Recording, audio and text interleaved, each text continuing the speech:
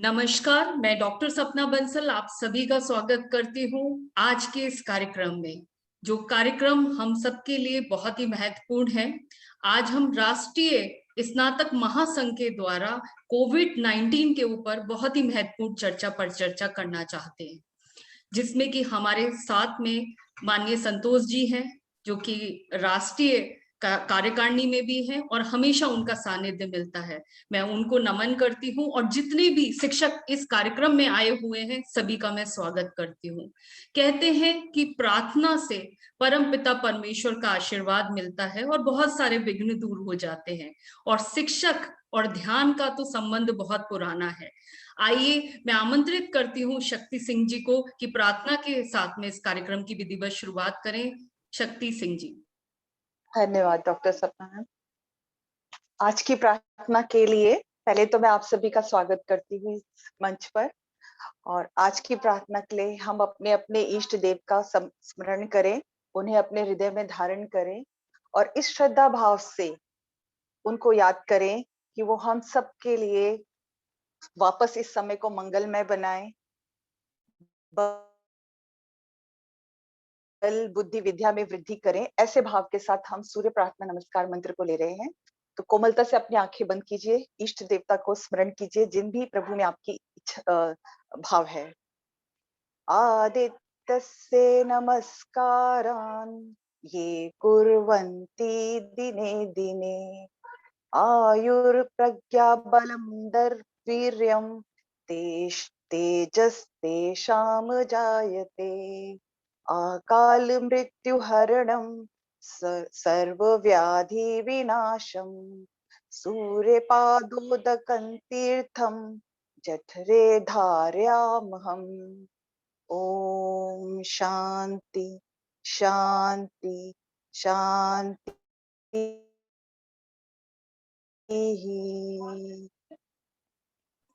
धन्यवाद। Over to you सपना ma'am. बहुत बहुत धन्यवाद। और कार्यक्रम की शुरुआत कहते भी हैं कि जब प्रार्थना के साथ में हो तो हम बहुत सारे विघ्नों को दूर कर सकते हैं। आइए मैं आज राष्ट्रीय स्नातक महासंघ उत्तर प्रदेश जनपद गौतम बुद्ध नगर, जो कि आज कोविड पे चर्चा पर चर्चा के लिए हमारे सभी शिक्षक, सभी जो शैक्षिक संस्थानों से जुड़े हुए हैं वो आज हमारे साथ इस कार्यक्रम में है। आज हमारे साथ में मुख्य अतिथि के रूप में हमारे माननीय सांसद डॉक्टर अनिल अग्रवाल जी कार्यक्रम में रहेंगे। हमारे विशिष्ट अतिथि माननीय दिनेश गोयल जी, जो किसी परिचय के मोहताज नहीं है, वो भी हमारे साथ होंगे। साथ ही साथ हमारे माननीय विधायक जो कि तेजपाल नागर हैं दादरी से, वो भी हमारे इस कार्यक्रम में जुड़ेंगे। और उससे भी महत्वपूर्ण आज इस कार्यक्रम के जो मुख्य वक्ता हैं हर्ष अवस्थी जी, मैं उनको आमंत्रित करना चाहूंगी कि विधिवत कार्यक्रम की शुरुआत करें और आज इस कोविड-19 के समय में अपने विचारों के साथ में एक नई चेतना, नई ऊर्जा के साथ में हमें मार्गदर्शित करें। बहुत बहुत धन्यवाद। मैं आपको आमंत्रित करती हूँ माननीय हर्ष अवस्थी जी। धन्यवाद डॉक्टर सपना बंसल जी। मैं हर्ष। आपने जिन शब्दों का प्रयोग किया कि मैं मार्गदर्शित करूंगा, मैं बहुत ही कम अनुभव, कम आयु वाला हूँ, मार्गदर्शन मेरा फोर्टे नहीं है। आदरणीय संतोष कुमार जी सिंह जी हमारे साथ में हैं, हमारे मार्गदर्शक हैं, हमारे प्रणेता हैं, हमारा मार्ग प्रशस्त करने वाले हैं। 2017 में मैं सर से मिला था। मैं भी राष्ट्रीय शैक्षिक महासंघ उत्तर प्रदेश से संबद्ध हूँ। संतोष कुमार जी, ओमपाल सिंह जी का आशीर्वाद मिलता रहता है। तो तब से एक नई विचारधारा से जुड़ने का मौका मिला और जीवन में कुछ परिवर्तनों का भी अनुभव कर रहा हूँ उससे जुड़े हुए। मेरा एक छोटा सा परिचय है। मैं 2007 से मैनेजमेंट की हायर एजुकेशन में लगा हुआ हूँ। अभी मैं Noida institute of engineering and technology में मैनेजमेंट डिपार्टमेंट में हूँ और वहीं अपने एमबीए के बच्चों को पढ़ाते हैं। संतोष जी ने आज मुख्य वक्ता के रूप में आमंत्रित किया है, इसके लिए बहुत बहुत धन्यवाद। मैंने कहा मैं इस काबिल नहीं हूँ। बोले नहीं, मैं आपसे कह रहा हूँ तो आपको वहां पर आना है और मुझे मालूम है कि आप क्या बोल सकते हैं, तो मैं बस प्रयास करूंगा। सबसे पहले जो आज के कार्यक्रम का प्रारंभ हुआ, जो सूर्य वंदना से प्रारंभ किया, जब प्रारंभ ही इतने तेज से होगा तो वो कार्यक्रम आगे किस ऊर्जा, किस संगति के साथ आगे बढ़ेगा, इसका हम अनुमान भी नहीं लगा सकते। हमारे यहाँ परंपरा वंदना की है और हम अपने ईश्वर को, अपने सर्वशक्तिमान जो प्रभु सत्ता है, उसके प्रति अपना संपूर्ण अर्पण प्रस्तुत करते रहते हैं। मुझे एक श्लोक याद आता है जहाँ पर हम अपने ईश्वर से वो सब मांग सकते हैं जो संभव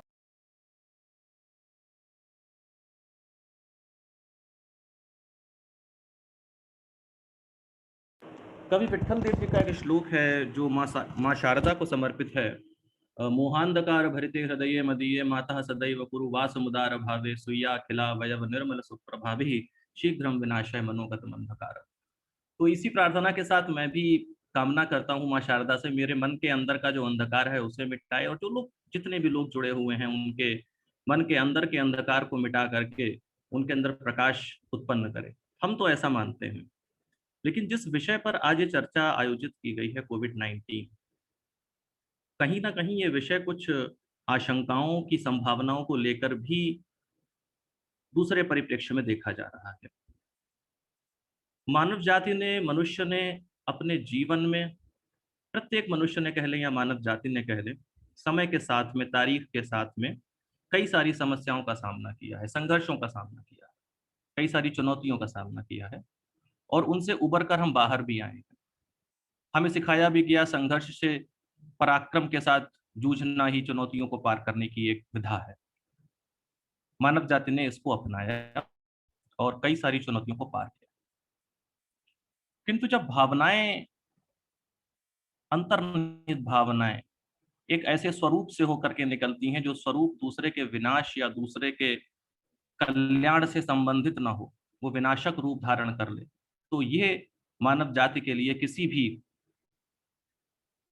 एक दुर्भाग्यपूर्ण अपवाद से कम नहीं होगा। कोविड-19 के संदर्भ में यदि इसकी शुरुआत की जाए तो सन 2002 में चाइना के फोशान प्रांत में सांस से संबंधित पहली बीमारी आई थी जिसको सार्स बोला गया था, सीवियर एक्यूट रेस्पिरेटरी डिसीज। उसके 10 वर्ष बाद सऊदी अरब के जद्दा में 2012 में मर्स नाम की एक बीमारी आई, मिडिल ईस्ट रेस्पिरेटरी सिंड्रोम। बीमारियां सांस से जुड़ी हुई थी, लोग उतना ध्यान नहीं दे रहे थे कि सांस की बीमारियां होती हैं, नॉर्मल है। किंतु 2020 में जो बीमारी हमारे सामने आई, 2019 में इवन, उसका स्वरूप इतना भयावह हुआ कि जहां से वो बीमारी उत्पन्न हुई थी वहां पर बहुत तगड़ा नियंत्रण देखने को मिला, लेकिन उसके अलावा उस बीमारी ने पूरे विश्व को, संपूर्ण विश्व को अपने घुटनों पर ला दिया। वे सभी राष्ट्र, वे सभी भौगोलिक क्षेत्र जो कहीं ना कहीं अपनी शक्ति का, अपनी सामर्थ्य का दम भरते थे, लोग उनका लोहा मानते थे, उसने उनको भी इस बीमारी ने अपने घुटनों पर ला करके खड़ा कर दिया। विश्व के वे सभी देश जो चिकित्सा सुविधाओं में अव्वल थे, अग्रणी थे, अगुआ बनते थे, वे समझ नहीं पाए कि उनके सामने से कौन सा दृश्य निकल रहा है। बस चीजें सामने से जा रही थी और वे देखते जा रहे थे। बहुत समय लगा नियंत्रण करने में और अभी भी नियंत्रण में है नहीं चीजें। इसके अतिरिक्त भी मानव जाति ने कई सारी बीमारियों को देखा है। ब्लैक डेथ रही है, स्पेनिश फ्लू रही है, बहुत सी सामान्य बीमारियां भी हैं। डेंगू बड़ी सामान्य बीमारी है, उसकी वैक्सीन नहीं बना पाए अभी तक, यद्यपि बनाई हुई है लेकिन वो उसी व्यक्ति को दी जाती है जिसको एक बार डेंगू हो चुका है। एड्स एक ऐसी बीमारी है 1980 के दशक में आई थी, लेकिन अभी भी इसका टीकाकरण नहीं नहीं हम खोज पाए हैं टीका इसका, किंतु प्रयास जारी है उस दिशा में, और सर्वाधिक मृत्यु आज तक एड्स से हुई है। लेकिन जिस प्रकार कोविड-19 भयावह रूप से हमारे सामने आ रहा है, सबसे पहले जब इसका प्रकोप आया था, एक मैं यहाँ पर और संशोधन करना चाहूंगा, ये मेरा संशोधन है। हम लोग इसको लहर का की संज्ञा दे रहे हैं। वस्तुतः ये प्रकोप है, पहला प्रकोप, दूसरा प्रकोप, तीसरा प्रकोप। महामारियां प्रकोप लेकर के आती हैं और उस प्रकोप के जो परिणाम हैं वे अच्छे नहीं होते, दुष्परिणाम ही होते हैं। तो जब पहला प्रकोप इसका आया था तब हम लोगों को जानकारी ही नहीं थी कि बीमारी है क्या, इस बीमारी के परिणाम क्या होंगे, कैसे फैलती है ये, क्योंकि जहां से उत्पन्न हुई थी वहां से समुचित सूचनाएं पूरे विश्व के पास नहीं पहुंचाई गई।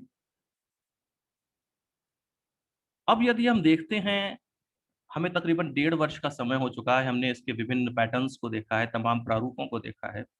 इवन जो इसका विषाणु वायरस जो है SARS-CoV-2, that is also getting mutated, वो भी म्यूटेट हो रहा है, लगातार म्यूटेट हो रहा है। और म्यूटेशन की वजह से उसके नए नए वेरिएंट्स आ रहे हैं which are even being more disastrous, जो पहले से ज्यादा संवेदनशील हैं, जो पहले से ज्यादा खतरनाक और घातक हैं। संक्रमण की क्षमता उन वायरसेस में बहुत ज्यादा है, उन म्यूटेटेड वेरिएंट्स में। अब जब हम अपने जीवनचर्या को एक रूप में ढाल चुके थे, पहले हमने सामाजिक दूरी का सहारा लिया, हमने सैनिटाइजर का प्रयोग करना शुरू किया। अगर आप विगत 3 वर्ष पहले देखें तो हम सैनिटाइजर का प्रयोग नहीं करते थे। हमारे हमारे जीवनचर्या का ये हिस्सा नहीं था। हाँ, कुछ एक संभ्रांत वर्गों में इसका चलन मिलेगा आपको, अन्यथा ये जन सामान्य के पास सैनिटाइजर नाम का शब्द उपलब्ध नहीं था। ये 3 वर्ष पहले की बात है। 3 से 2 वर्षों में हमारे जीवन में, हमारे रहन-सहन में, हमारी जीवनचर्या में एक ऐसा आमूल-चूल परिवर्तन आया है जिसने हमें पुनः सोचने पर विवश कर दिया है, क्या हम अपनी उस पुरानी संस्कृति, उस पुरानी सभ्यता की तरफ लौटें?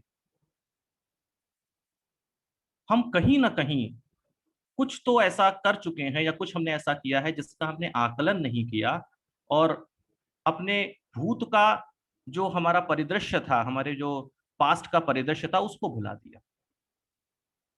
कृष्ण यजुर्वेद की एक संहिता है जिसमें एक ऋचा में कहा गया है, यंतु नद्योः वर्षन्तु पर्जन्याः सुपिप्पला ओषधयो भवन्तु अन्नवताम ओदनवताम मामिक्षवताम। यंतु नद्योः, नदियां बहती रहें, let there be the current in the rivers, वर्षन्तु पर्जन्याः, बादल बरसते रहें, सुपिप्पला ओषधयो भवन्तु, औषधियां जो हैं वो फलदायी हो। अभी मैं एक आर्टिकल पढ़ रहा था विगत 3 से 4 दिन पहले, दैनिक जागरण का था, जहां पर ये बताया गया कि अभी जो उपलब्ध एंटीबायोटिक्स हैं और कोविड, पोस्ट कोविड की वजह से जो नए सुपर इन्फेक्शंस आ रहे हैं, नए संक्रमण आ रहे हैं, उस पर अभी तक के उपलब्ध जो एंटीबायोटिक हैं वो 80 से 70% तक निष्प्रभावी हैं। हमारी कामना कृष्ण यजुर्वेद में थी, सुपिप्पला ओषधयो भवन्तु, हमारी औषधियां प्रभावी हों, ये हमारी कामना थी। ये हम रक्षा के साथ में अपनी रक्षा की मान्यता स्वयं लेकर के चलते थे और उसके अनुसार ही हमारा आचरण होता था, उसके अनुसार ही हमारा जीना होता था, उसके अनुसार ही हमारा जीवनचर्या चलती थी। अब जब ये दवाएं ही हमारे काम नहीं आ रही, अब जब जो चिकित्सा के साधन है वो ही हमारे काम नहीं आ रहे हैं, और चिकित्सा के साधनों और औषधियों का काम ना आना तो अलग बात है, उस पर भी कुछ लोग डाका डाल के बैठ जाएं, वो भी तब उपलब्ध ना हो जब उनकी आवश्यकता है। व्यक्ति अपने जीवन की अंतिम सांसें गिन रहा होता है और वहां दवाओं के लिए, ऑक्सीजन के लिए, सुविधाओं के लिए, बेड के लिए मोल भाव चल रहा होता है। ये परिस्थितियां हमने देखी हैं, हम सभी संभवतः इसके साक्षी रहे हैं। संभवतः हम सभी आजकल के हवाले से अगर बात करें, व्हाट्सएप ग्रुप्स में जुड़े हुए हैं, तो संभवतः प्रत्येक व्यक्ति के पास कहीं न कहीं, किसी न किसी माध्यम से ये सूचना ज़रूर पहुँची होगी कि आज इनको आज ऑक्सीजन की आवश्यकता है, क्या ये रेमडेसिविर मिल सकता है, क्या ये फेविफ्लू नाम की दवा मिल सकती है, या अस्पताल में बेड ही दिलवा दीजिए। अगर आईसीयू नहीं मिल सकता तो जनरल वार्ड में ही डाल दीजिए। जनरल नहीं मिल सकता है तो कम से कम गैलरी में खड़े हो जाएँगे, ऑक्सीजन तो लगवा दीजिए। हमने मानव जाति के सामने इस संकट को देखा है और अभी भी देख रहे हैं, यद्यपि अभी स्थिति काफ़ी नियंत्रण में है। It is great control. हमारी जो शासन प्रशासन है उन्होंने बहुत अच्छा काम किया है। हाँ, जब प्रबंधन की बात आती है तो कुप्रबंधन हो सकता है। हम ऐसा नहीं कहते कि कुप्रबंधन नहीं होगा, किंतु केवल और केवल कुप्रबंधन को लेकर के या जहाँ पर गलती हो गई, अरे हम भी पहली ही बार देख रहे हैं उन स्थितियों को। हमने अभी तक आकलन भी नहीं कर पाया है कि हमारा नुकसान कितना हुआ है। जब हम डैमेज के बारे में नहीं जानते हैं तो डैमेज कंट्रोल की स्ट्रेटजी बनाने में भी तो कुछ समय लगेगा। ये कोई ऐसा तो है नहीं कि हमने आज सोचा, पलक झपकाई और काम हो गया। जैसा कि कहावत आजकल है कि technology is changing on the blink of the eye. बहुत बड़े-बड़े मंचों पर ये सुनने को मिल जाता है। लेकिन उस टेक्नोलॉजी ने किया क्या? क्या वो आँख के झपकने के साथ परिवर्तित हुई और उसने कोरोना वायरस को छू करके उड़ा दिया? ऐसा नहीं है, ये सत्य नहीं। हम जितना इस सत्य से आँखें मीचते जाएँगे, जितना इस सत्य से अपनी आँखें चुराते जाएँगे, उतना ही ज़्यादा दुविधा में पड़ते जाएँगे। कहीं न कहीं प्रकृति के साथ हमारा खिलवाड़, कहीं न कहीं अपने संसाधनों का आवश्यकता से अधिक दोहन, कहीं न कहीं पृथ्वी पर अधिक से अधिक भार डालने की जो हमारी एक प्रवृत्ति बन गई है, वो भी हमारे सामने विनाश और कई सारी विपत्तियों का कारण बन कर के आ रही है। यदि मैं आज की युग की बात करूँ, आज हम आर्टिफ़िशियल इंटेलिजेंस की बात करते हैं, बहुत अच्छी बात है। लेकिन एक कहावत मैं पढ़ रहा था कि organizations are now facing two challenges. One is artificial intelligence and second is natural stupidity. तो इस कहावत को जब पढ़ा तो वह सोचने लगा कि आर्टिफिशियल इंटेलिजेंस और नेचुरल स्टुपिडिटी के बीच में कितना अच्छा समीकरण स्थापित किया है। तो आवश्यकताएं हैं हमारी, उन आवश्यकताओं को पूरा करने के लिए हमने तकनीक का विकास किया है, हमने विज्ञान का सहारा लिया है, किंतु अभी वर्तमान में वो तकनीक और विज्ञान अपनी सीमाएं हमारे सामने प्रस्तुत कर रहा है कि हम भी यहाँ पर अपने हाथ बांधकर खड़े हो जाते हैं। लेकिन जिस प्रकार से कोविड-19 से लड़ने के लिए अगर हम अपनी ही बात करें, भारत की बात करें, हमने जिस प्रकार से अपनी प्रतिबद्धता प्रदर्शित की है, ये देश के प्रत्येक नागरिक का कर्तव्य है। कोविड-19 से लड़ाई केवल सरकारों का, केवल प्रशासन का काम नहीं है। कोविड-19 से बचाव देश के प्रत्येक नागरिक का उत्तरदायित्व है। It's a social responsibility, it's a collective responsibility. एक सामूहिक उत्तरदायित्व के रूप में हमें स्वीकार करना पड़ेगा। Because until unless we are not going to accept it as a collective and social responsibility, we won't be able to get rid of this disease. जब तक हम इसको अपनी सामूहिक, सामुदायिक और एकीकृत उत्तरदायित्व नहीं समझेंगे, तब तक इस बीमारी से छुटकारा पाना बहुत मुश्किल है। इसके पहले मैं चर्चा कर रहा था कि किस प्रकार से हमने प्रकृति पर विभिन्न माध्यमों के द्वारा बहुत ज्यादा लोड डाला हुआ है, प्रेशर डाला हुआ है। पुनः लौटते हैं अपने पुराने जीवन की तरफ और मैं 8 तथ्य आपके सामने रखूंगा, 8 शब्द आपके सामने रखूंगा। वो 8 शब्दों में तीसरे शब्द पर आपको विश्वास हो जाएगा कि हमें कुछ आवश्यकता नहीं है एक स्वस्थ जीवन जीने के लिए। जैसे हम हैं वैसे एक स्वस्थ जीवन जी सकते हैं, लेकिन उसके बाद भी हम कहाँ तक जाते हैं और कितनी परेशानियों का सामना करते हैं। जीवन को जीने के लिए हमें आहार, विहार, श्रम, व्यायाम, आसन, प्राणायाम, औषधि और चिकित्सा। यदि इसमें से प्रारंभ के 3 को देखें, आहार हमारा खाना कैसा है, विहार हमारी दिनचर्या कैसी है, और श्रम हम परिश्रम कितना करते हैं। श्रम का अर्थ है उत्पादन करना, कार्य नहीं, उत्पादन। हम में से बहुत लोग साइकिल चलाते हैं। यद्यपि मैं अभी साइकिल नहीं चला रहा हूँ, पिछले कुछ वर्षों से प्रयास कर रहा हूँ कि मैं साइकिल से अपने संस्थान जाऊँ। एक बार मैं संस्थान से अपने साइकिल से गया था तो गार्ड ने गेट नहीं खोला। कार से जाता था तो वो समझ नहीं पाया, बोला उधर से निकल के आओ, तो मैं दूसरे रास्ते से निकल के गया जहाँ से बाकी 2 व्हीलर्स निकलते हैं। So this is something 10 years old story to which I have itself evidenced. तो आहार, विहार, श्रम, हमारा भोजन, हमारी दिनचर्या और श्रम। बहुत से लोग साइकिल चलाते होंगे। यहाँ पर ध्यान देने वाली बात यह है, एक तो साइकिल से आप अपने कई सारे काम करके चले आते हैं,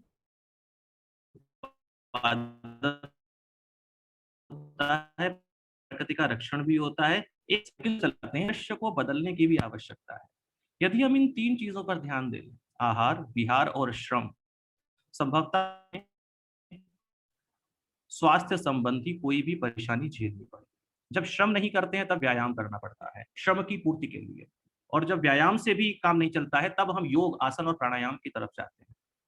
आसन में शारीरिक शक्ति भी इस्तेमाल होती है, प्राणायाम में किसी शारीरिक शक्ति का इस्तेमाल नहीं होता।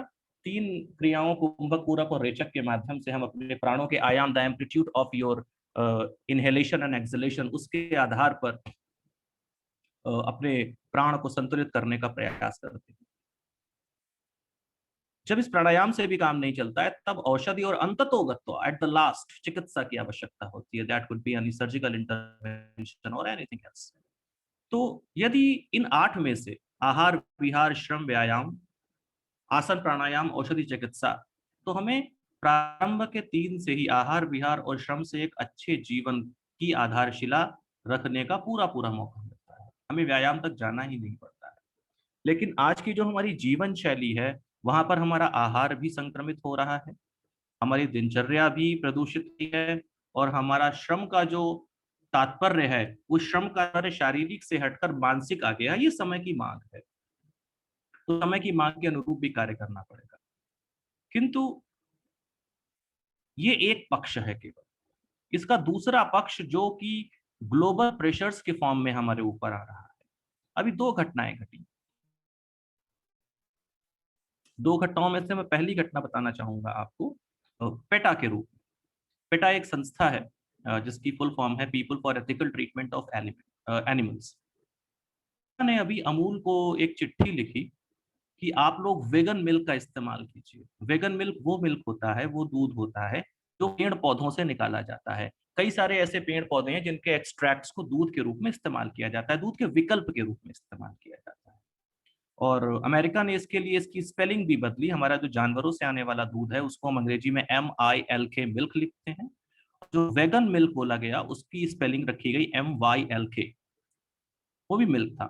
तो ये पेटा नाम की साहब ने अमूल के CMD को, सोडी साहब को चिट्ठी लिखी और उनसे कहा कि आप वेगन मिल्क के उत्पादन की तरफ जोर दीजिए क्योंकि ये जानवरों को हम एथिकली ट्रीट कर सकते हैं।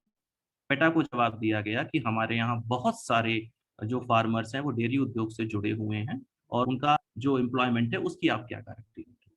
अब संशय यहाँ पर ये होता है, हम तार जोड़ने की कोशिश करते हैं।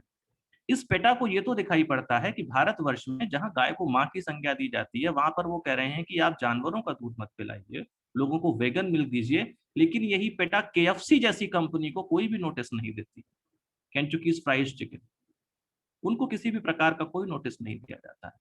पेटा ने डैनोन को कभी भी कोई नोटिस नहीं दिया। तो इस प्रकार क्या हम इसको केवल एक संयोग समझें या षड्यंत्र समझें या एक प्रदूषित भावना समझें? क्योंकि भारत एक विकसित होता हुआ देश है, इसका नेतृत्व तो बहुत ही प्रखर है। हम आज जिस प्रकार से प्रगति कर रहे हैं, जिस प्रकार से हम प्रत्येक मोर्चे पर, चाहे वो राजनीतिक हो, चाहे वो सामरिक हो, चाहे वो कूटनीतिक हो, प्रत्येक मोर्चे पर हम आगे निकल करके आ रहे हैं। आज हम विश्व को दिशा दिखाने की क्षमता रखते हैं। हम विश्व गुरु थे, हमने वो स्थान खो दिया, लेकिन क्या हम उस स्थान को पुनः प्राप्त कर सकते हैं? विश्व गुरु होना केवल धन के आधार पर नहीं होता है। विश्व गुरु ज्ञान के आधार पर बने थे, हमारे पास ज्ञान था। तो ये जो षड्यंत्रपूर्ण भावनाएं हमारे सामने आ रही हैं, इसी प्रकार से यदि हम देखें तो क्या हमने चाइना के प्रति, चीन के प्रति क्या अपनी वो भावनाएं बनाई हैं? इसके पहले वाली लहर में जब प्रकोप आया था, इसका पहला वाला कोविड-19 का, तब काफी हद तक चर्चा की गई थी कि जो मेड इन चाइना चीजें हैं उनको आप हटाइए अपने घर से, उनका प्रयोग कम कीजिए। बहुत सारी हमने अपनी चाइनीज ऐप्स डिलीट करनी, व्हाट्सएप ग्रुप्स पर, आपके ईमेल्स पर तमाम प्रकार के PDF डॉक्यूमेंट्स आने लगे, these are Chinese apps, these are Indian apps, use them, Chinese products का बहिष्कार कीजिए।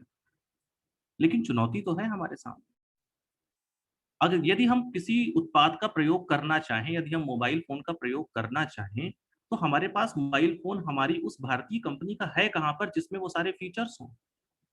तो इसकी जिम्मेदारी क्या हम शिक्षकों की नहीं बनती है? क्या उन विद्यार्थियों की नहीं बनती है कि वो विश्व स्तरीय अनुसंधान, रिसर्च और डेवलपमेंट के माध्यम से वो प्रोडक्ट दें? बहुत अच्छा है जब हम कहते हैं कि हम ₹7 प्रति किलोमीटर के माइलेज से चंद्रमा पर पहुंच जाते हैं, मंगल पर पहुंच जाते हैं। ये हमारे लिए गर्व का विषय है, लेकिन हमें इस चुनौती को भी स्वीकार करना पड़ेगा। पिछले दिनों मैं एक आर्टिकल पढ़ रहा था जहां पर लिखा हुआ था कि कुछ लोगों को ये बात संभवतः ऑफेंसिव भी लग सकती है, लेकिन ये राफेल को लेकर के था। तथ्य मैं आपके सामने रख रहा हूं। एक ब्लॉग पर लिखा हुआ था, while India must welcome Rafale but DRDO, IITs and HAL must be asked that why we have to buy it। यदि हम देखें तो 1960 के दशक में हमारे पास 5 IITs ऑपरेशनल थी, DRDO पूर्ण रूप से ऑपरेशनल था, HAL पूर्ण रूप से ऑपरेशनल था। भारत के पास एक स्थायी गवर्नमेंट थी, उस गवर्नमेंट के जो नेतृत्वकर्ता थे वे पूरे मुल्क में घूमा करते थे, पूरी दुनिया में घूमा करते थे और उन्हें मालूम था कि दीन दुनिया में क्या चल रहा है। उसके बाद भी यदि हमें राफेल खरीदना पड़ा तो हमने, शिक्षकों ने या जो हमारे अनुसंधानकर्ता थे, उनका उत्तरदायित्व तो क्या नहीं बनता है? तो इस प्रकार से यदि हम हर एक समस्या से पल्ला झाड़ लेंगे तो संभवतः हमारी विचारधारा भी वैसी बनेगी। लेकिन पिछले 2 वर्षों में यदि आप देखेंगे तो पिछले 2 वर्षों में से 1 वर्ष में हमने कोरोना के लिए अपनी 2 वैक्सीन बना ली। हमने अपने उस दुश्मन को जो 1962 में हमें कुचलकर हमारी सीमा में घुस आया था, किसी भी मोर्चे पर इतनी साहस नहीं जुटाने दिया और दोनों मोर्चों पर उसे पीछे कर दिया। आज देश की बड़ी से बड़ी सामरिक शक्तियां, भौगोलिक शक्तियां भारत का स्वागत कर रही हैं, जिस प्रकार से भारत ने कोविड-19 को मैनेज किया है। हम आंकड़े देखते हैं, हमने ये तो बड़ी आसानी से देख लिया कि 4 लाख के आंकड़े आ गए, 4 लाख की फ्रैक्शन में न्यूमरेटर 4 लाख का था, डिनोमिनेटर 1,35,00,000 का है। 1,35,00,000 दुनिया के तकरीबन 70% मुल्कों की भी आबादी नहीं है। यदि हम उत्तर प्रदेश की ही बात करते हैं तो 24 करोड़ की आबादी के साथ वो विश्व की सबसे बड़ी छठी आबादी। वो शायद पूरे यूरोपीय संवर्ग की अलग-अलग देशों की आबादी से भी ज़्यादा है। लेकिन जिस प्रकार से प्रबंधन किए गए हैं, संख्या बहुत ज़्यादा है, हमारे संसाधन बहुत सीमित हैं। लेकिन उन सीमित संसाधनों के माध्यम से भी जिस प्रकार से हमने आज कोविड पर सफलता पाई हुई है, उस पर विजय प्राप्त की हुई है, आंकड़े दिन-ब-दिन गिरते जा रहे हैं और स्थितियाँ सुधर रही हैं। लेकिन इसका मतलब ये नहीं है कि उन सुधरती हुई स्थितियों में और आंकड़ों के गिरने में हम कुछ भूल कर बैठें। We will have to strictly adopt and keep on following the COVID appropriate behavior. अभी आने वाले कुछ समय तक के लिए, जब तक कि हमारा वैक्सीनेशन अधिकाधिक जनसंख्या का नहीं हो जाता है, तब तक हमें कोविड एप्रोप्रिएट बिहेवियर को फॉलो करना पड़ेगा। मैंने भी आज ही वैक्सीन लगवाई है, कोविशील्ड की पहली डोज मैंने आज ली है। लोग आज सजग हैं। मेरे संस्थान ने एक फ्री वैक्सीनेशन ड्राइव आयोजित की थी। आज मेरे संस्थान में 120 शैक्षणिक और गैर शैक्षणिक कर्मचारियों को कोविशील्ड की पहली डोज दी गई है। जब संस्थान अपने कर्मचारियों की स्वास्थ्य और सुरक्षा के प्रति अपनी प्रतिबद्धता प्रदर्शित कर सकते हैं, तो प्रत्येक नागरिक का ये कर्तव्य है। हमारा देश भी एक संस्थान है। हम भी उसके लिए काम करने वाले लोग हैं। तो हम में से प्रत्येक का ये कर्तव्य बनता है कि इस बीमारी से लड़ने के लिए हम एकजुट हों। उन नियमों का पालन करें जो इस बीमारी से बचाव के लिए आवश्यक हैं। क्योंकि ये बीमारी बहुत घातक है और जिस प्रकार से ये दूसरे स्वरूप में आई है, वो स्वरूप पहले से अधिक घातक है। कई बार हम लोगों को खबरें सुनने को मिली होंगी कि मान लीजिए 10 तारीख को खबर सुनने को मिली कि अमुक व्यक्ति को कोरोना हो गया है, उनकी रिपोर्ट पॉजिटिव आई है और 14 तारीख को खबर आती है कि वो गोलोकवासी हो गए।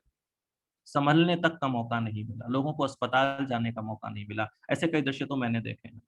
मैं अवाक रह गया था एक बार फेसबुक पर अपनी एक फ्रेंड की पोस्ट देखकर। मैं उसे जुनैद के नाम से बुलाता था, उसका घर का नाम लवी था, तो मेरे एक दूसरे दोस्त अब्बास ने उस पर पोस्ट किया कि हमारा लवी चला गया। मैं पहले तो पहचान नहीं पाया क्योंकि वो लोग लवी कहते थे, मैं जुनैद ही कहता था हमेशा उसे।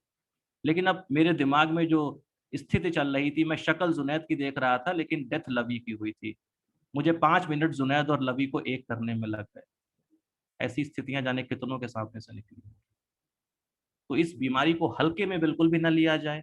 Whatever covid appropriate behaviour is there, उसको फॉलो किया जाए। जो लोग सेल्फ आइसोलेशन में हैं वो मेडिटेशन का सहारा ले सकते हैं। मेडिटेशन केवल प्राणायाम नहीं है, आपको जो सुख दे रहा है, जो उत्साह दे रहा है, वो आपके लिए मेडिटेशन है। वैसे में यदि आप कुछ रचनात्मक कार्य करते हैं, कुछ लिखते हैं, वो आपके लिए मेडिटेशन है।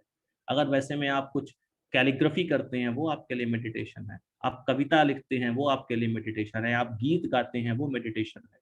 कोई भी ऐसी क्रिया जो आपके उत्साह को, आपकी ऊर्जा को और ज्यादा प्रखर कर रही है, ऊंचे स्तर पर ले जा रही है, वो आपके लिए मेडिटेशन हो सकता है।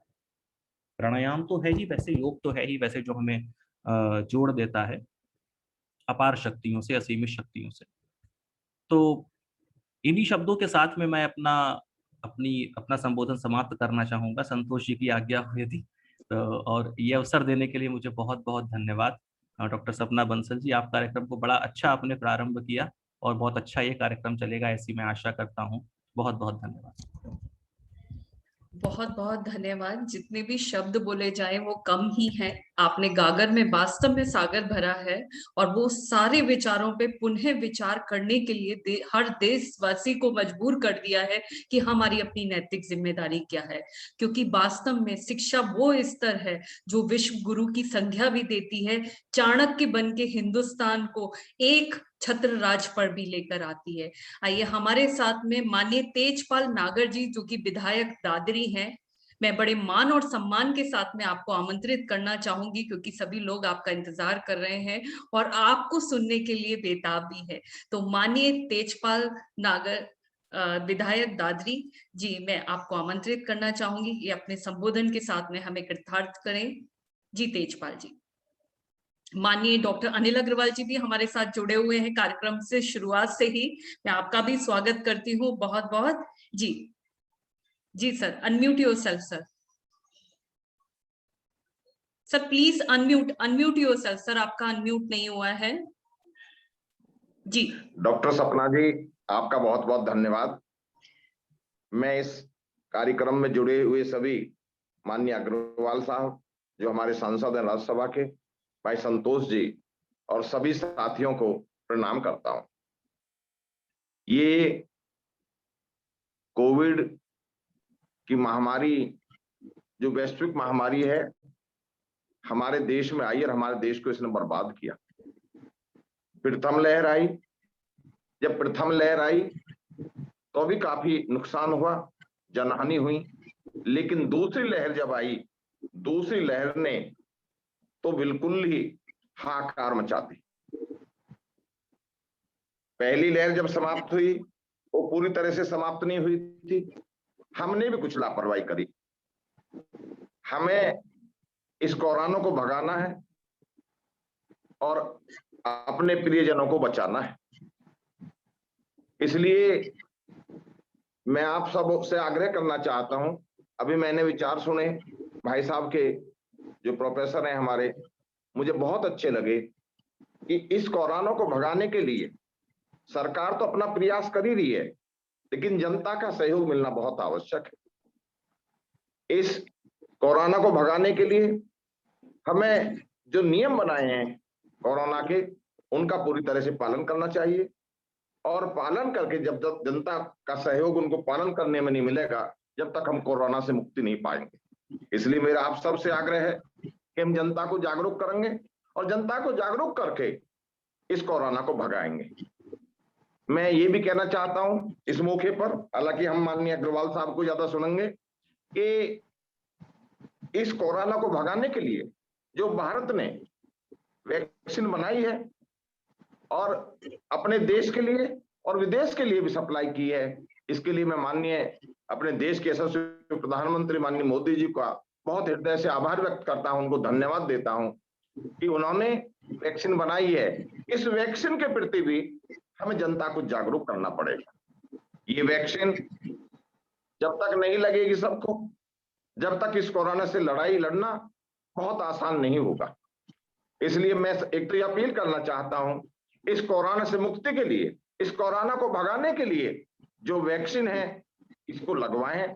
इसके प्रति हम सबका दायित्व है कि हम अपनी जनता को, अपने सम्मानित साथियों को जागरूक करें कि सब वैक्सीन लगवाएं। और वैक्सीन अब हमारे देश में काफी उपलब्ध है और लग रही है। दूसरा, मैं ये कहना चाहता हूं कि वैक्सीन के बगैर कोरोना नहीं भागेगा। और जो हमें मास्क लाना है, हमें दूरी को, आपस की दूरी को बनाए रखा, 2 गज की दूरी को बनाए रखना है, इसका भी हमें पूरी तरह पालन करना पड़ेगा। मैंने अपनी विधानसभा में वैक्सीन लगवाने के लिए ई रिक्शा का इस्तेमाल किया है। ई रिक्शा के द्वारा प्रचार करता हूं और प्रत्येक गांव में मैंने प्रचार किया है, प्रत्येक जगह में प्रचार कर रहा हूं, जागरूक अभियान चलाया है, जागरूक करते हैं जनता को। और जागरूक इसलिए करते हैं कि वैक्सीन जरूर लगाएं, अपने साथियों को, अपने पड़ोसियों को, अपने सभी सम्मानित साथियों को ये जागरूक करें कि वैक्सीन के बगैर कोरोना भागने वाला नहीं। मुझे विश्वास है हमारी सरकार, माननीय योगी आदित्यनाथ जी के नेतृत्व की सरकार उत्तर प्रदेश में, और हम सब मिलकर के इस कोरोना को अवश्य भगाएंगे। कोरोना भागेगा, हमारी जीत होगी। इसी विश्वास के साथ मैं आप सबका भी, माननीय विशेष रूप से अग्रवाल साहब का और भाई संतोष जी का और डॉक्टर सपना जी, आप सबका जो इस देश में जुड़े हुए हैं, उन सबका हृदय से स्वागत, अभिनंदन करते अपनी बात समाप्त करता हूं। बहुत बहुत धन्यवाद। आपने सही बात कही कि आज वैक्सीन की जरूरत है। अपने देश की बनाई हुई वैक्सीन पे विश्वास रखिए, क्योंकि ये देश जो हमारा है वो महापुरुषों का देश रहा है, उन ऋषि और मुनियों का देश रहा है, जिन्होंने हजारों सालों पहले बहुत सारी गणनाएं कर दी जो आज की साइंस भी नहीं कर पाई। इसलिए आपको विश्वास होना चाहिए और विश्वास के साथ में आप खुद भी सुरक्षित होंगे और साथ साथ अपने परिवार को, अपने समाज को, अपने राष्ट्र को भी सुरक्षित कर पाएंगे। अब मैं बहुत ज्यादा समय न लेते हुए, हमारे बीच में डॉक्टर अनिल अग्रवाल जी हैं। डॉक्टर अनिल अग्रवाल जी किसी परिचय के मोहताज नहीं है, माननीय सांसद राज्यसभा हैं। और मैं आप सबको इस मंच के माध्यम से बताना चाहूंगी कि कोरोना काल में आपने जिस तरीके से धरातल पे उतर के समाज की सेवा की है वो वास्तव में अतुलनीय है। आपने 5,000 से भी ज्यादा परिवारों में भोजन वितरण का कार्य किया, जिसमें कि मेरे को भी सौभाग्य मिला उसमें भागीदारी होने का। ये मेरे लिए सौभाग्य की बात है। चाहे वो वैक्सीन से रिलेटेड हो, चाहे दवाइयों से रिलेटेड हो, ऑक्सीजन उपलब्ध करवाने से रिलेटेड हो, हर जगह आपका जिस तरीके से प्रयास रहा उसके लिए मैं आपको पूरे अपने इस संघ की तरफ से धन्यवाद देती हूँ। और मैं आप सबको एक चीज और बताना चाहती हूँ कि अभी भी जितना भी हमारा जो सूखा राशन है उसका भी वितरण का कार्य आप कर रहे हैं। और सिर्फ मैं डॉक्टर अनिल अग्रवाल जी के लिए ये बोल सकती हूँ इस मंच से कि आपने हर एक फोन भी उठाया, हर एक व्यक्ति की समस्या का समाधान भी किया और आप समाज से जुड़े रहे। तो बहुत मान और सम्मान के साथ में मैं आपको आमंत्रित करना चाहती हूँ डॉक्टर अनिल अग्रवाल जी, सांसद राज्यसभा। सभी को प्रणाम। इस कार्यक्रम की संचालिका डॉक्टर सपना बंसल जी, इस कार्यक्रम में उपस्थित मेरे बहुत ही अजीज और छोटे भाई माननीय विधायक दादरी श्री तेजपाल नागर जी, हमारे सबके बहुत ही आदरणीय और अपने स्नातक संघ के बहुत ही बड़े स्तंभ श्री संतोष जी, डॉक्टर पूनम सिंह जी, ज्ञानेंद्र जी, डॉक्टर देवी सिंह जी, भाटी जी, और जितने इसमें अभी हमारे मुख्य वक्ता के रूप में हर्ष अवस्थी जी, सभी को पुनः बहुत बहुत नमन। हम सब जानते हैं कि इस समय देश, बल्कि देश ही नहीं पूरा विश्व कोविड-19 वायरस के उत्पन्न होने से जो बीमारियां हो रही हैं उससे जूझ रहा है। और विश्व की जो सबसे बड़ी महाशक्ति है, अमेरिका, चाइना तो खैर इसका जनक है, लेकिन सांसद होने के नाते मेरी कुछ लिमिटेशंस हैं तो मैं खुल के उसको नहीं कह सकता। रशिया, इंग्लैंड, फ्रांस, स्पेन, सभी देशों ने इसको बहुत बुरी तरह से सहा है। हम सब जानते हैं कि हमारे देश के यशस्वी लोकप्रिय प्रधानमंत्री माननीय श्री नरेंद्र मोदी जी की दूरदर्शिता के कारण हम लोग इस लड़ाई को बहुत बखूबी लड़ पा रहे हैं। जब दुनिया में इसकी प्रारंभ हुआ, माननीय मोदी जी ने इसका असेसमेंट किया और 24 मार्च 2020 में उन्होंने लॉकडाउन का घोषणा की। हम सब लोग ने उसको भी पालन किया, लेकिन चूंकि विश्वव्यापी वायरस फैल रहा था, बहुत सारे हमारे नागरिक ऐसे थे जो विदेशों में थे, वो लौटे। फिर एक और बड़ी घटना हुई, हमारे मजदूर भाइयों का पलायन हुआ। ये सारी चीजें ऐसी रही कि जिनसे वायरस का संक्रमण जो था पूरे हिंदुस्तान में फैला। यद्यपि हम लोगों ने पूरी कोशिश की कि जो विदेश से आ रहे थे उनका आइसोलेशन कराया जाए, जो हमारे मजदूर भाई थे उनके लिए भी कोशिश कर रहे थे कि वो पलायन ना करें, लेकिन पलायन हुआ और कुछ दुखद घटनाएं भी हुई। उसके बाद भी सरकार ने कोशिश की, माननीय मोदी जी ने जहां जहां पलायन अधिक हुआ वहां के माननीय मुख्यमंत्रियों से बात की, और जो जो लोग अपने गांव जा रहे थे वहां गांव के बाहर ही उनके लिए आइसोलेशन सेंटर की व्यवस्था कराई, दवाइयों की व्यवस्था कराई और उनके लिए बाकायदा खाने और सारी व्यवस्था की। लेकिन हम जानते हैं कि इस वायरस का जो फैलना है बहुत तीव्र गति से होता है। आपने जरा सा किसी से 1 सेकंड के लिए भी मास्क अगर आपका इधर से उधर हुआ और आपके सामने कोई है तो वो संक्रमित हो सकता है। लेकिन भारत में जब संक्रमण शुरू हुआ तो जो पहली बार अधिक संक्रमण हुआ वो जून, जुलाई, अगस्त, वो 3 महीने थोड़े हमारे लिए कठिन थे। लेकिन भारत ने माननीय मोदी जी के नेतृत्व में बहुत बखूबी इसको लड़ा। यद्यपि कुछ जान माल की हानि हुई, लेकिन हम लोगों ने उसको धीरे धीरे लड़ा। दूसरी तरफ माननीय मोदी जी को इस बात की भी चिंता थी कि अगर हम पूरा लॉकडाउन रखेंगे तो किस प्रकार से जीवन चलेगा। तो धीरे धीरे लॉकडाउन खुलना शुरू हुआ, सब लोगों को फैक्ट्री शुरू हुई, बहुत सारी ऐसे कंस्ट्रक्शन साइट थी जहां शुरू किया गया, और उनके साथ गाइडलाइंस हम लोगों ने जारी की। लेकिन दुर्भाग्य ये रहा कि हम लोग उन गाइडलाइंस को पूरी तरह फॉलो नहीं कर पाए, और जहां एक समय ऐसा लग रहा था कि हिंदुस्तान से कोरोना समाप्त हो रहा है, अगर आप देखें फरवरी एंड में, मार्च फर्स्ट वीक में या मार्च के सेकंड थर्ड वीक तक भी स्थितियां, मार्च के फर्स्ट सेकंड वीक में तो दोबारा स्थितियां खराब होनी शुरू हुई, लेकिन फिर भी ये लग रहा था कि नहीं, कंट्रोल में है। माननीय मोदी जी के नेतृत्व में देश ने दो बड़ी वैक्सीन का उत्पादन शुरू कर दिया था, लेकिन खराब राजनीति के कारण कुछ लोगों ने वैक्सीन पे ही प्रश्न चिन्ह लगा दिए, और यहां तक कुछ लोगों ने कह दिया कि ये तो भाजपा की वैक्सीन है। हिंदुस्तान में वैक्सीनेशन शुरू हुआ, और सबसे पहले जो हमारे फ्रंटलाइन वर्कर्स थे, डॉक्टर्स थे, उन लोगों के लिए वैक्सीन शुरू हुआ। लेकिन बड़ा दुखद रहा कि उस समय भी लगभग 70% ही लोग उन अफवाहों के चलते वैक्सीन लगवा पाए। बहुत सारे लोगों ने वैक्सीन नहीं लगवाई और वैक्सीन बर्बाद बहुत हुई। आप देखिए, जो आपकी वैक्सीन जीवन बचा सकती है वो उसकी बर्बादी हुई, और कुछ राज्यों में तो वो परसेंटेज बहुत ज्यादा रहा। धीरे धीरे लोगों को समझाया गया। उस पीरियड में चूंकि वैक्सीन की उपलब्धता बहुत थी, और वैक्सीन एक सर्टेन टाइम है उसका, अगर उतने टाइम में ना लगे तो वो बर्बाद हो जाती। जो कंपनीज बना रही थी उन कंपनीज के भी इंटरनेशनल एमओयूज थे, उनको रॉ मटेरियल विदेश से लेना था।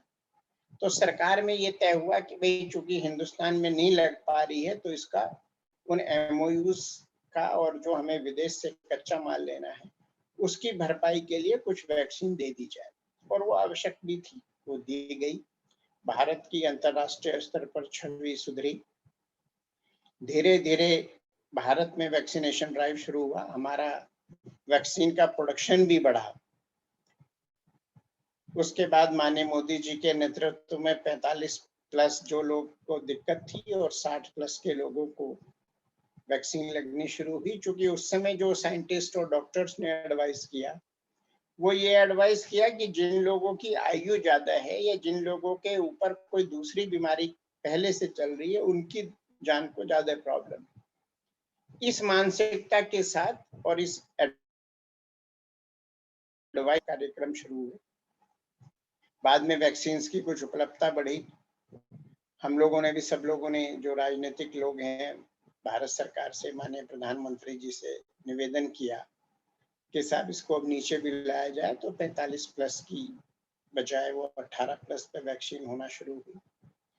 इस बीच में कुछ दिक्कतें आई।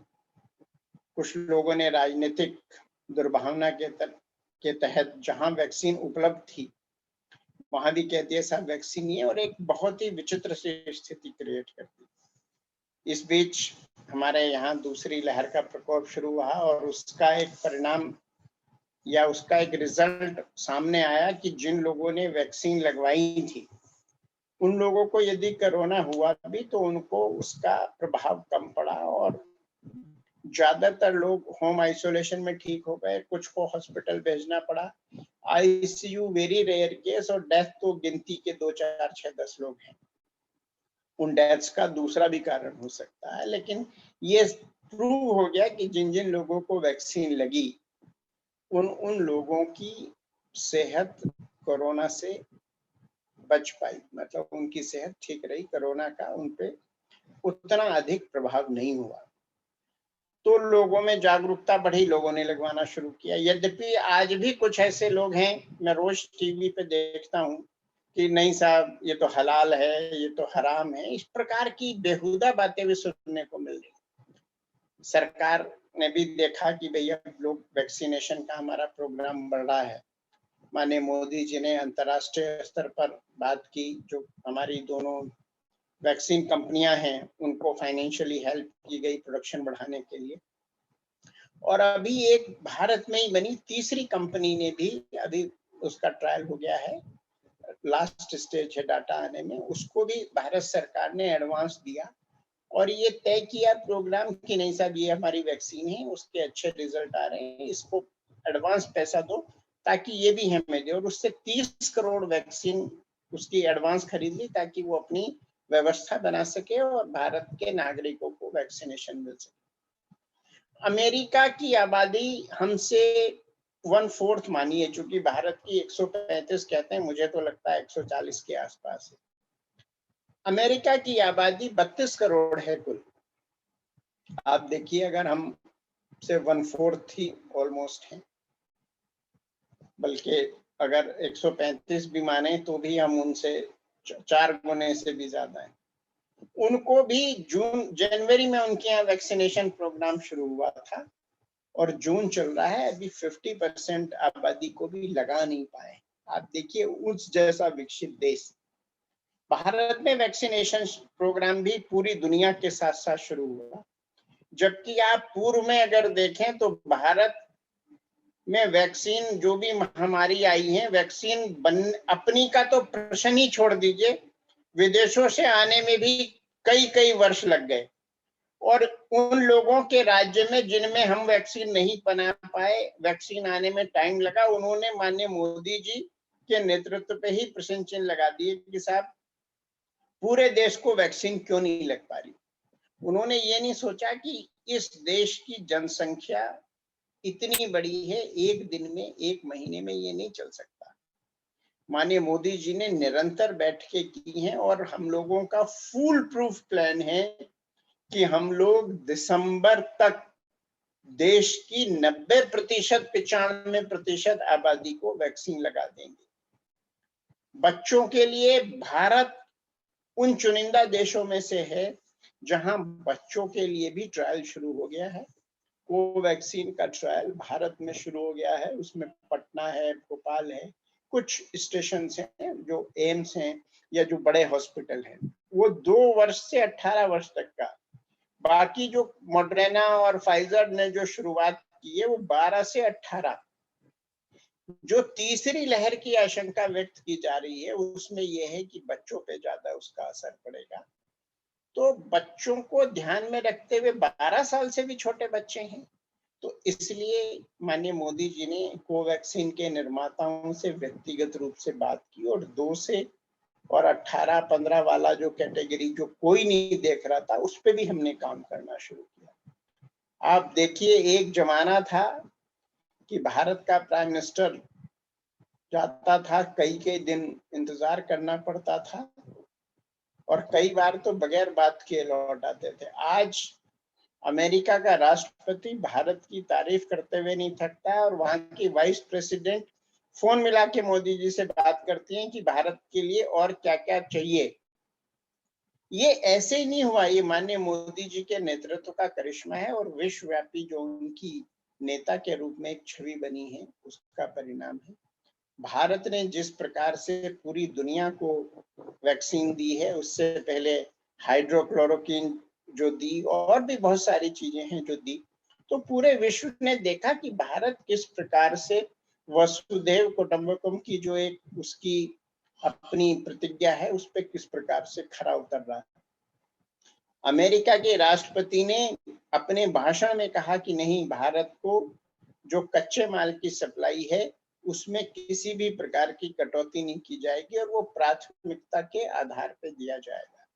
जो हमारे विपक्षी साथी कुछ नेतृत्व पे हमारे प्रश्न उठाते हैं, उनको ये नहीं पता, बस वैक्सीन शब्द सुन लिया, उन्हें ये नहीं पता इसका प्रोसेस क्या है, इसके लिए किस प्रकार से इंटरनेशनल MOUs हैं, किस प्रकार से इसका एक जो है पेटेंट के लिए किस प्रकार की कार्रवाई होती है, कहाँ से कच्चा माल आ रहा है। बस वैक्सीन की कमी है, भारत सरकार की जिम्मेदारी है, ये कह के अपना इतिश्री कर लिया। और ये वही लोग हैं जिन लोगों ने पूरी दुनिया को पूरी दुनिया के सामने भारत को नीचा दिखाने में कोई कमी नहीं की, और भारत के नागरिकों में भी वैक्सीन को लेके भ्रम फैलाया।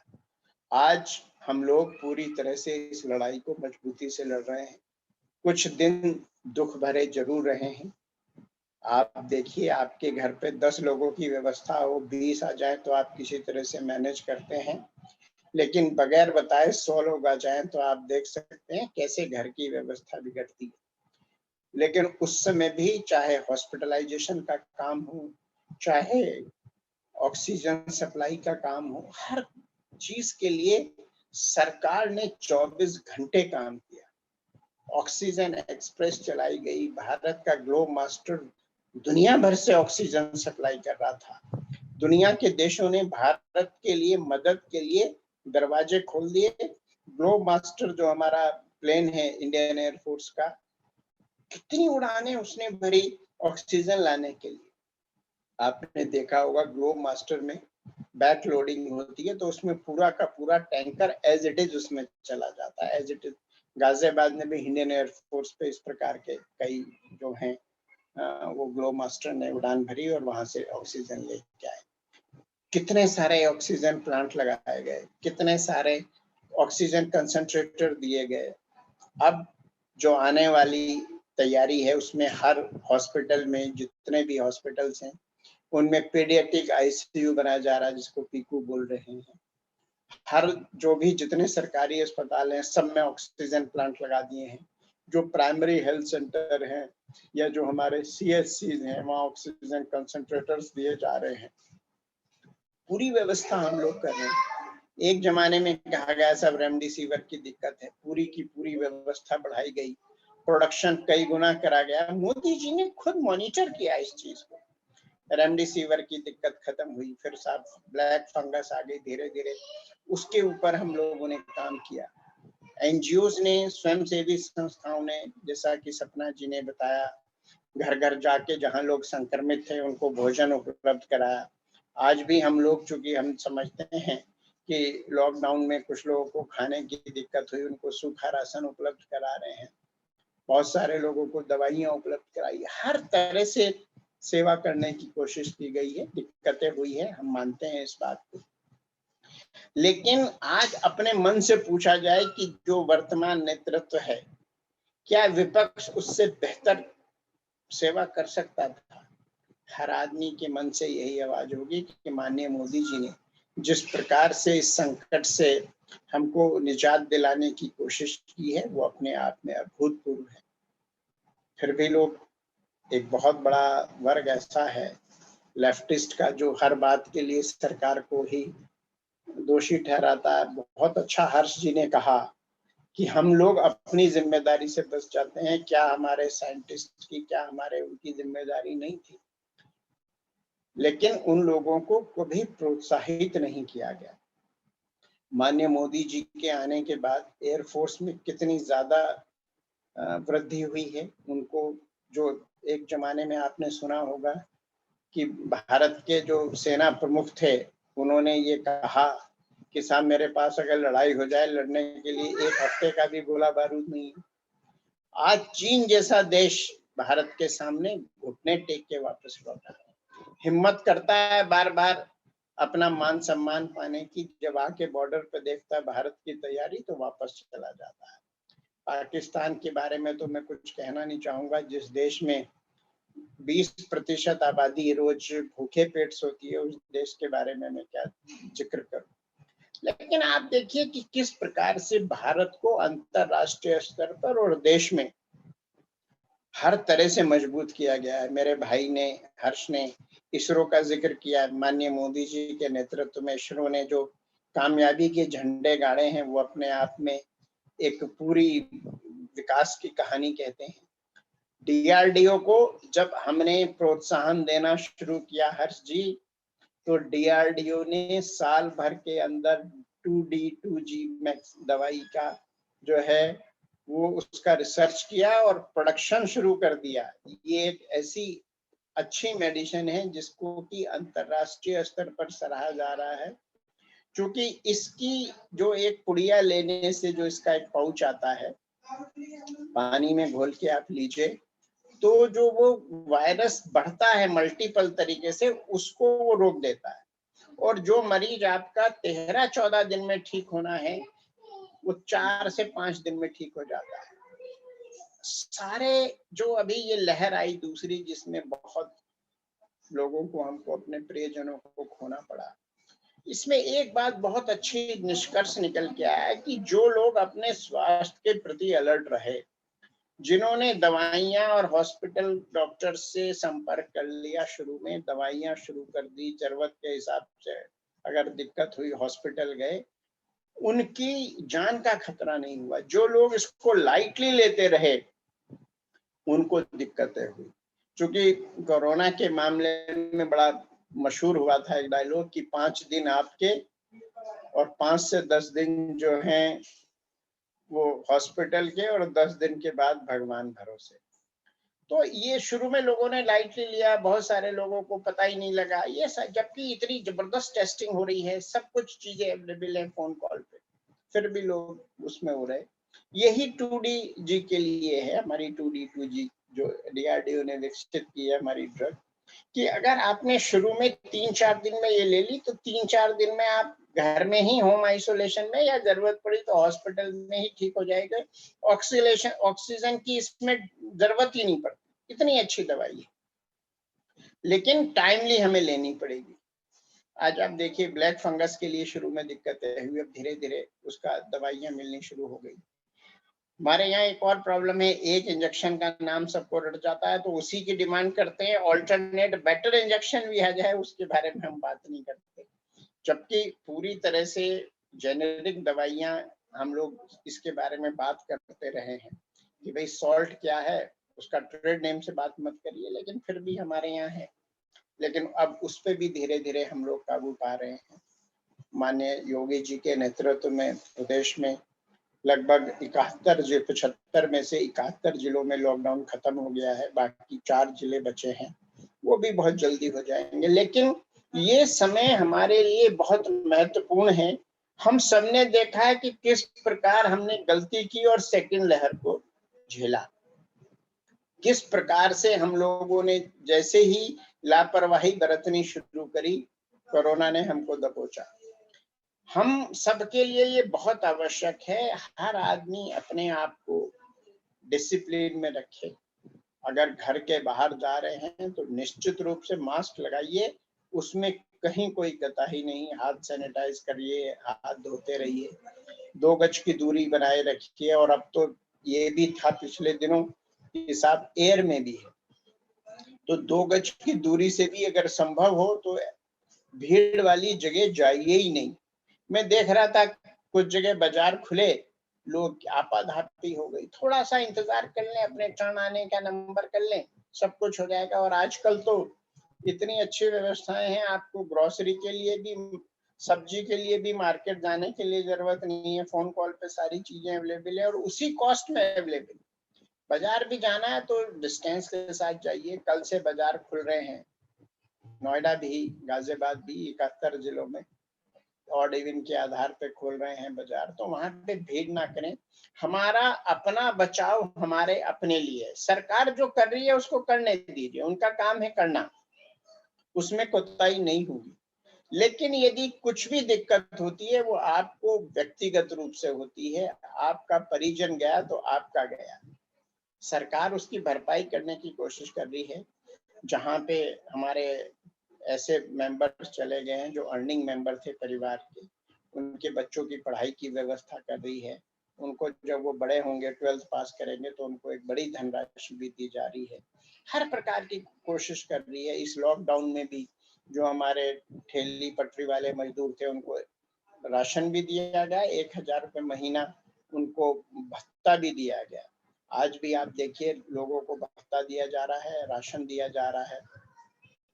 बहुत सारे लोग ऐसे थे जिनके राशन कार्ड नहीं बने थे BPL के, तो स्वयंसेवी संस्थाएं उसमें मदद कर रही।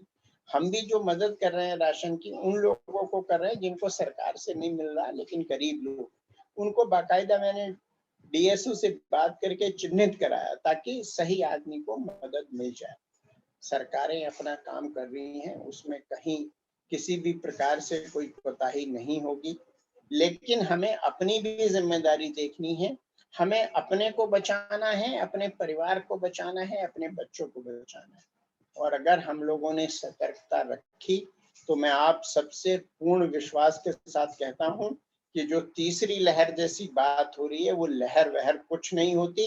हम लोग जब अपना लापरवाही बरतना शुरू कर देते हैं, एक से दूसरा, दूसरे से चौथा, बहुत एक्सपोनेंशियली इसका वो प्रकोप बढ़ता है। और अगर हमने पहले ही लेवल पे रोक दिया तो ये रुक जाएगा। आने वाला समय हम सबका सुखद हो, सबका अच्छा स्वास्थ्य हो। यहाँ डॉक्टर पूनम सिंह जी बैठी हैं, बहुत सारे इन्होंने योग के सेशन लिए हैं और योग के माध्यम से हम लोग जो हैं वो अपनी इम्यूनिटी बढ़ा सकते हैं। और सपना जी ने तो जो हमारा कोरोना सेवा धाम है उस पर बाकायदा बहुत अच्छे उन्होंने डॉक्टर से बात कराई है, बहुत अच्छे योग सेशन हुए हैं। हर व्यक्ति आपके हमारे पूरे समाज की सेवा में जुटा हुआ है, लेकिन उन सब के बावजूद जब तक हम व्यक्तिगत रूप से अपने बारे में चिंतित नहीं होंगे, हमें ये नहीं लगेगा कि नहीं साहब मुझे अपने आप को बचाना है, अपने परिवार, आप अपने आप को बचा लीजिए, पूरा देश बच जाएगा, ये निश्चित जानिए। हर व्यक्ति अपना जिम्मेदारी समझे, कोरोना की लड़ाई को हम जीत जाएंगे, कहीं कोई दिक्कत नहीं है। और जो सरकार का वैक्सीनेशन प्रोग्राम है बाकायदा डोजेज वाइज 15 जून से बढ़ने जा रहा है, जुलाई अगस्त में और बढ़ जाएगा और सितंबर के बाद तो बहुत तेजी से। आज भी आप देखिए गांव-गांव में जाके बाकायदा जो है वो वैक्सीनेशन ड्राइव चलाया जा रहा है। ड्राइव इन वैक्सीनेशन प्रोग्राम शुरू कर दिया बुजुर्गों के लिए, गाड़ी में बैठे वहीं पे लगवा दें। उसमें भी कुछ लोगों ने कहा साहब घर पे करा दीजिए। घर पे कराने में दिक्कत ये है कि आप देखिए इसमें 30 मिनट इंतजार करना पड़ता है। तो वहां पे अगर हमने एक टीम घर पे भेज दी, कैसे काम चलेगा? यद्यपि हम लोगों ने कोशिश की है कि सोसाइटीज में जो उनके क्लब्स हैं, हॉल्स हैं, वहां पे वैक्सीनेशन ड्राइव शुरू कर दिया जाए। एक और मैं आपको सूचना दे दूं, वैसे तो आप लोगों को जिन लोगों के 12 साल से छोटे बच्चे हैं उन पेरेंट्स के लिए अलग से प्रायोरिटी कैटेगरी बना दी गई है, क्योंकि इसमें यह था कि साहब बच्चों को दिक्कत होगी, तो उन पेरेंट्स को वैक्सीनेशन करा दिया प्रायोरिटी पे, ताकि उनसे बच्चों को ना, क्योंकि अगर माता पिता में से किसी को भी हुआ तो उससे बच्चों को होने की ज्यादा उम्मीद है, तो उनके लिए एक अलग से प्रायोरिटी बना दी गई है। बहुत तेजी से काम हो रहा है, लेकिन फिर मैं यही कहूंगा कि अपने आप को बचाना है, वैक्सीन के माध्यम से भी, कोरोना प्रोटोकॉल्स का पालन करके भी, अपने आसपास के जो लोग हैं उनको भी समझाइए, अपना और अपने परिवारजनों का ध्यान रखिए। मैं सबकी उत्तम स्वास्थ्य की कामनाओं के साथ आप सबसे अपनी वाणी को विराम देता हूँ। धन्यवाद। जय हिंद, जय भारत। बहुत बहुत धन्यवाद, बहुत अच्छी जानकारी दी और साथ ही साथ जितने सरल शब्दों में आपने हर बात को समझाया है उसके लिए आपको पुनः बहुत बहुत धन्यवाद। अब मैं कार्यक्रम को समापन की ओर ले जाती हूँ और मैं डॉक्टर पूनम सिंह जी से निवेदन करूंगी कि प्रार्थना के साथ में इस कार्यक्रम का समापन करें। डॉक्टर पूनम सिंह जी। नमस्कार, बहुत बहुत धन्यवाद डॉक्टर सपना जी और हर्ष अवस्थी जी ने बहुत अच्छा वक्तव्य दिया और हमें बहुत अच्छे तरीके से समझाया। और विधायक सर और डॉक्टर अनिल अग्रवाल जी, बहुत अच्छा आप लोगों ने बताया कि हमें पहले स्वयं को सुधारना है, तभी हम समाज और पूरे परिवार को सुधार सकते हैं। शांति मंत्र मन और मस्तिष्क को तो शांत करते ही है और शरीर को भी ऊर्जित करते हैं। और जिस भावना के साथ हमने ये कार्यक्रम रखा वो पूर्णता की तरफ अग्रसर हो, इसी भावना के साथ शांति मंत्र का पाठ करते हैं। ओम पूर्णमद पूर्णमिदं पूर्णात् पूर्णमुदच्यते पूर्णस्य पूर्णमादाय पूर्णमेवावशिष्यते। ओम शांति शांति शांति। ओम सर्वे भवन्तु सुखिनः। सर्वे सन्तु निरामया, सर्वे भद्राणि पश्यन्तु, मा कश्चित् दुःखभाग् भवेत्। ओम शांति शांति शांति। नमस्कार। ओवर टू सपना मैम। मैं पुनः सभी का धन्यवाद करती हूँ और इस कार्यक्रम के भीष्म पितामह हमारे संतोष जी, उनका पुनः बहुत बहुत धन्यवाद देती हूँ कि उन्होंने मुझे ये अवसर दिया और बहुत ही सुंदर कार्यक्रम हुआ। इसमें हम राष्ट्रीय स्नातक महासंघ उत्तर प्रदेश की तरफ से सभी हमारे आए हुए सभी आगंतुकों का भी बहुत बहुत धन्यवाद करते हैं। मैं माननीय मुख्य अतिथि हमारे अनिल अग्रवाल जी, उनका बहुत बहुत धन्यवाद करती हूँ। हमारे माननीय तेजपाल नागर जी जो कि विधायक हैं दादरी से, उनका भी बहुत बहुत धन्यवाद है। और साथ ही साथ मुख्य वक्ता माननीय हर्ष अवस्थी जी का भी पुनः बहुत बहुत धन्यवाद करती हूँ। और पूनम जी और शक्ति जी का भी धन्यवाद करते हुए इस कार्यक्रम के लिए आप सभी को पुनः धन्यवाद। जय हिंद, जय भारत।